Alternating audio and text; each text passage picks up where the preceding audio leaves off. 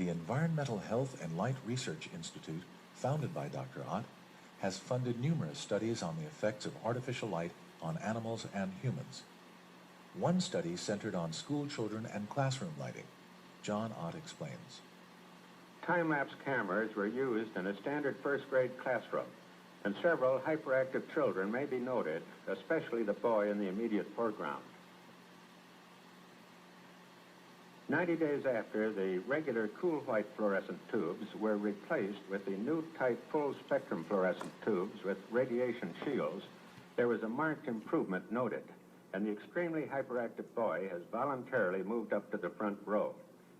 He raises his hand for recognition and is now up at the blackboard taking part in classroom activities.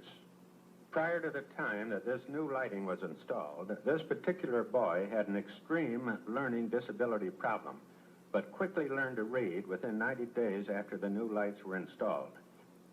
Another study for the poultry industry found that chickens living under full-spectrum light had dramatic improvements over their counterparts living under common artificial light. They not only lived twice as long, but produced significantly more eggs.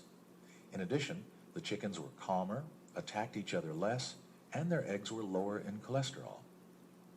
Perhaps the most frightening study conducted centered on the lifespan of mice raised under various lighting conditions.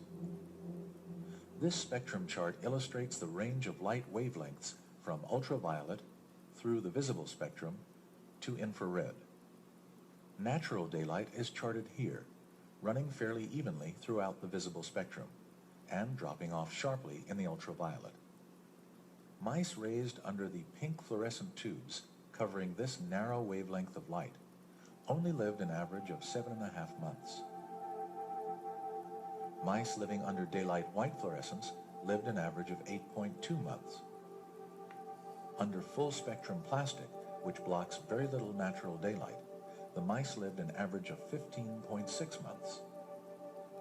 And finally, mice living under natural outdoor daylight lived an average of 16.1 months, almost twice as long as their counterparts under the limited spectrum fluorescence.